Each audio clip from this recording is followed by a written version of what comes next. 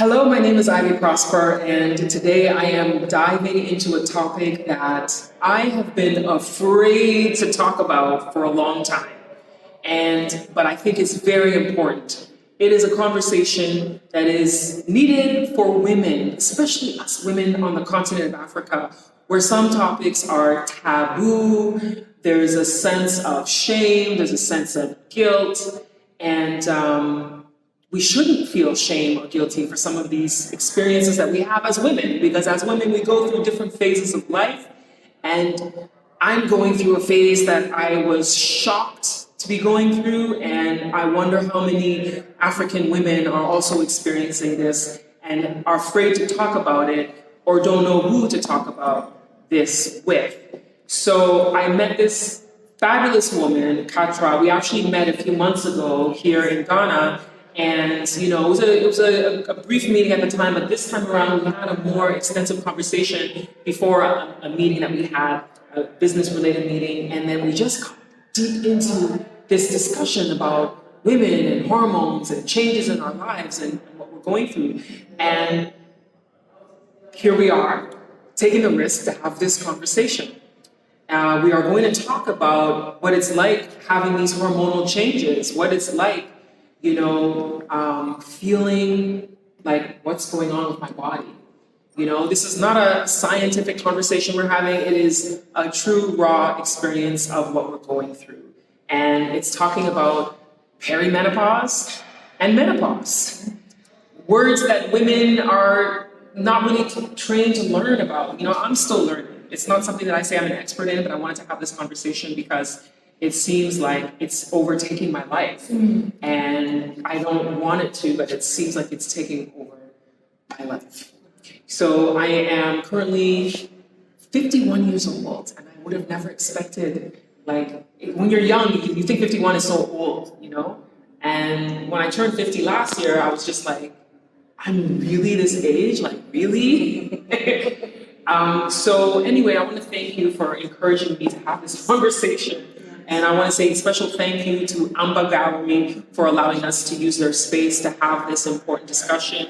Amba Gallery is located at Kempinski Hotel in Accra, Ghana. You can certainly come here and visit. They have some beautiful pieces. You can see some of the work behind me. You can come and check it out for yourself. And I know that they do have some things that are on sale. I believe they have some pieces that you can certainly purchase. They have some beautiful kente cloth from a kente cloth collection. So it's a really great place to come and visit if you love the arts. So thank you, Amba Gallery, for letting us use this space. Okay, so thank you. Welcome.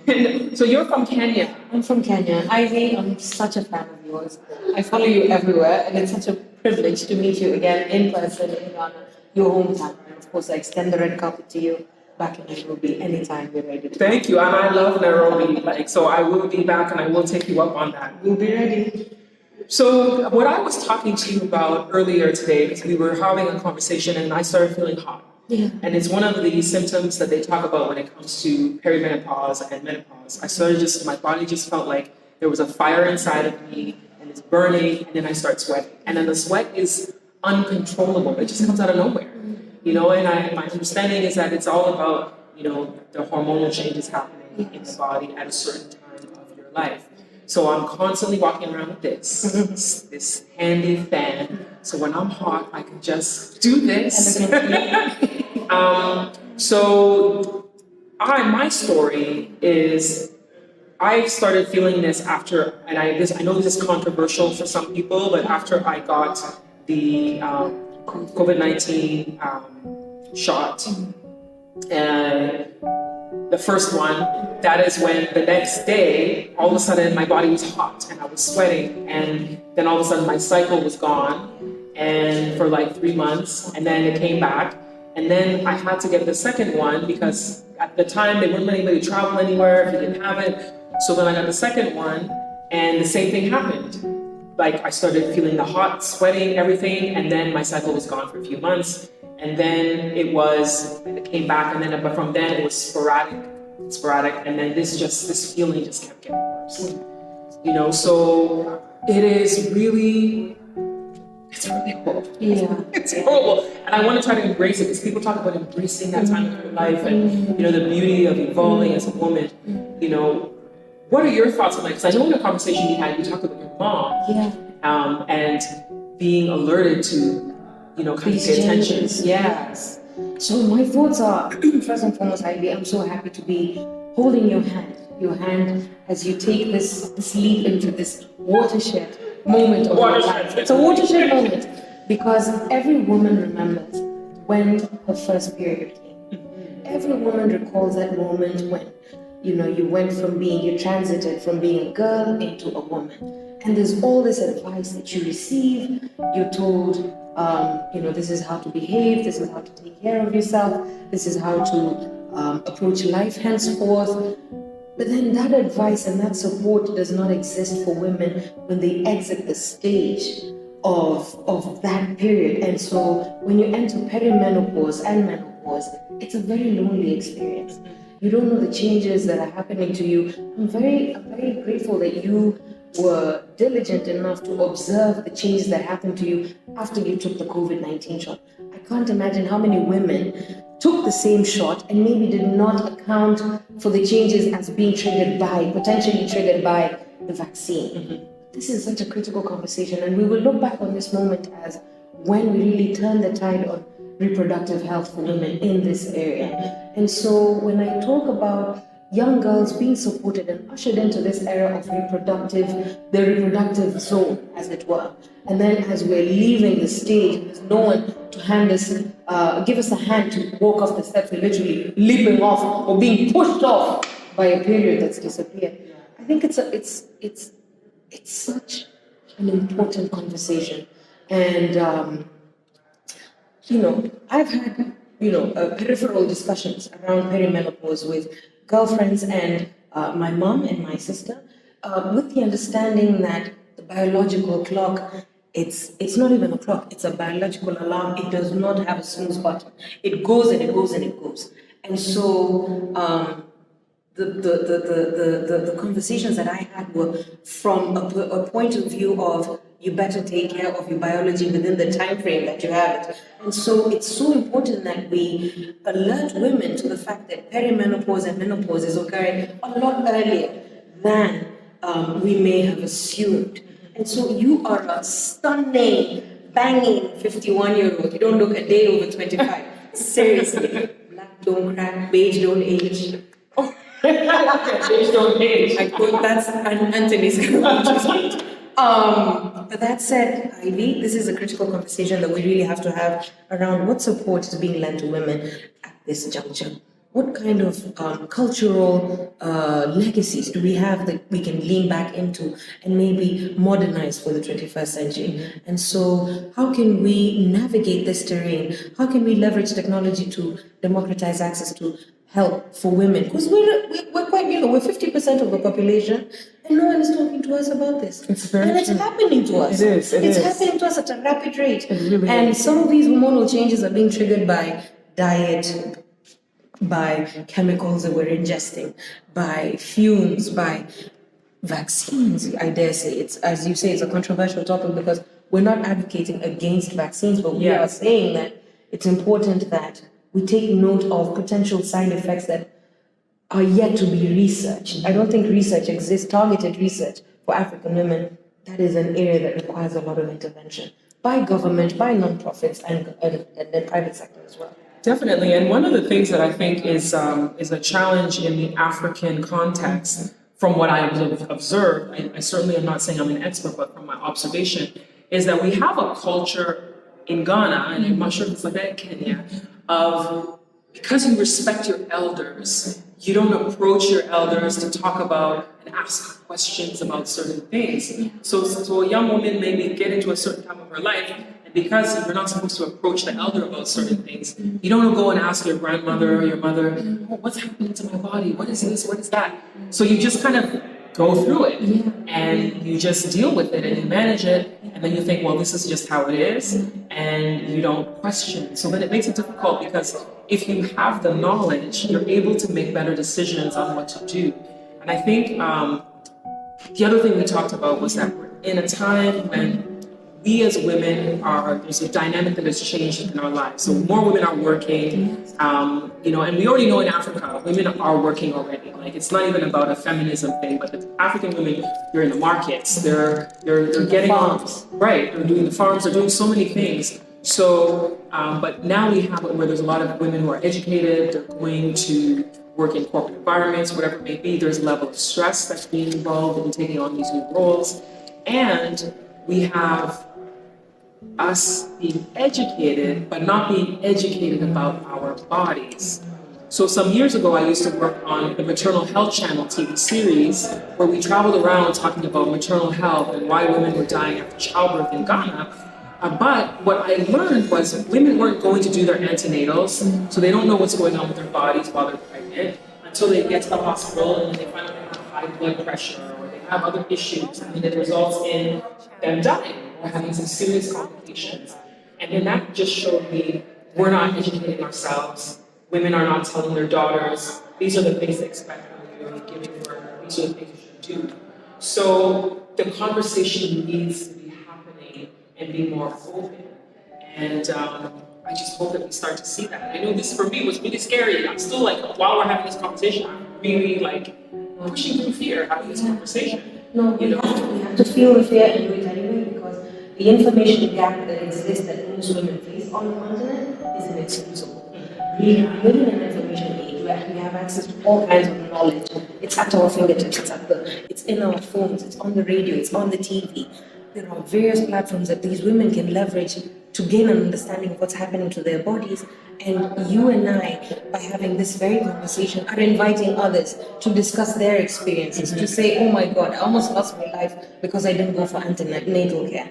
Or, oh my goodness, I didn't realize that my mood swings and my hot flashes and my impacted libido is all caused by perimenopause or by menopause. And so, until and when we normalize having difficult conversations, things will remain difficult. Yeah. So let's ease the platform, let's ease the stage, let's ease reality for women who are already burdened, feeding their families, feeding their communities, building their countries, holding it together by having these difficult conversations. Yeah, and I've been doing YouTube for a few years, and I often did live streams on my YouTube channel where I told stories about Ghana and different things. And I have a lot of people who send me messages asking me why I don't do live streams as much as I used to. And it is because of this. I am now feeling hot, so I'm using my fan. Right. And I'll just get a hot flash. Yes. I'm being really raw and authentic right now. Yes. And I'm like thinking, what are people going to think when they see this? I think, and this is why, because it's like I'll start to feel hot all of a sudden. Yes. And I feel this like, it's like this embarrassment being on camera and just like, oh my God, I'm getting hot. I think if I may talk to the camera, I will say, let's embrace the hot flashes. Let's feel the heat and do it anyway. We're feeling the fear and proceeding with this difficult conversation. We're embracing that shiny face. We're embracing the beads of sweat rolling down our cheeks because we're hard at work. We really are. And a hot flash here and there never killed anyone. Thank you. And I'm like, this is not a hot flash. This is like hot flames. These are flames, not just a flash. So does it feel like a volcano erupting? What It does it feels feel like somebody has lit a match and it's like inside, and then it just starts and then it erupts and then it just comes out and you feel like there's this fire. And it doesn't stop anywhere. No, it just comes out. And it just comes out. And then you just feel hot. And then you start to feel sweaty and you get this glistening look on your face. And does it subside or it comes and goes? So it's like So it might last for 5 minutes, it might last for 10 minutes, and then it goes away and then I'm fine. And it's interesting because I'll be sitting in air conditioning and everyone is cold and I'm like, I'm hot. It just looks funny because it's like, bring out a fan. Because even in the meeting earlier today, I brought this out and I started doing this and I'm like, I'm sure people are wondering. No. I'm one of those people who I sweat everywhere. I sweat. My face is always covered in, like, I'm always dabbing, regardless of the temperature. So I do understand. And I do, but let's embrace it. Listen, it is a part and parcel of life. it's a privilege to grow old. It is. It's a privilege to grow old. It is. It's a privilege to grow old. And so, just as we had our periods once upon a time, and now that our periods have come and gone, this is a new period that we're entering into. Let's walk in the same grace, in the same courage, Right. in the same understanding, seeking knowledge as to what this means for us, and inviting policymakers, inviting health workers, inviting non-profits, inviting governments to broaden this conversation, because it does impact 50% of the population. It's an important conversation. It really does. And I think there's more women who are being open to talking about it, not in Africa necessarily, but I see women in America, like I saw a video from People magazine where Tyra Banks is talking about turning 50, Nev Campbell, like they're talking about what it's like turning 50, Eva Mendes, and then Halle Berry right now has been going in the US talking about legislation to help women when it comes to menopause. But in the African continent, we don't really have big advocates like that, not that I've seen anyway, talking about it. So I think it's really important, and this conversation is a great starter for us to really dive into this. And I invite women who may be watching this, if you want to have a conversation with me about it, we can certainly do it virtually or do it if you're in Ghana in person, where we can sit down and have these conversations. I even want to start to invite like doctors, medical professionals, holistic healers, because I've heard about, natural ways to go through this period of life. Navigate the symptoms. Right. And I do want to stress that it's not only women who've completely lost their period that go through this, but people who are now in the stage that are premenopausal also are going through this kind of thing. And it can happen as early as in your 30s. There's a lot of women who don't realize it can happen as early as your 30s. And then, And one of the factors that we talked about is how people believe that because they're on reproductive, they've taken birth control, they conflate the absence of their period. They may conflate the absence of period to the birth control, but it might be perimenopause. It might be that you're at that stage. Right. Yes. Right. Yes. So let's explore those things. Let's explore what we can do Yes. to help heal our bodies and help get through this period. Because I've been doing with natural remedies that I've been doing, like these teas, like boiling these teas, these mixtures, Like herbs, that are supposed to help. And in Ghana, there's women who are selling these mixtures that you can drink that are supposed to help you naturally, rather than doing pharmaceutical medicine. Some women choose to do the pharmaceutical, and some women choose to go the natural route. You do what's best for you. But this is the beginning of a series. Absolutely. And I do want to explore so many different things on this topic for women, for staying healthy, feeling your best, staying beautiful, keeping yourself as the woman that you've always known yourself to be. And you've never left. You're literally right there. You've just entered another realm of your being. Yeah. Thank you, Ivy. Thank you so much for this conversation. And as I said, this is the beginning of a series to have conversations about being a woman and what we go through, later in life. And then it might not even be later in life. Like I said, some people in their 30s. Even some people in their 20s. This might be your last cycle. Yeah. I said this might be your last cycle. This might be your last cycle. This might be your last cycle. But then I hear these miraculous stories of women who still get pregnant when they're in menopause. Yeah, I mean, they say you can't, but I've heard miraculous stories of it. I have a friend who told me that one of his male friends was dating a woman who said that she was in menopause, so he wasn't worried about her getting pregnant.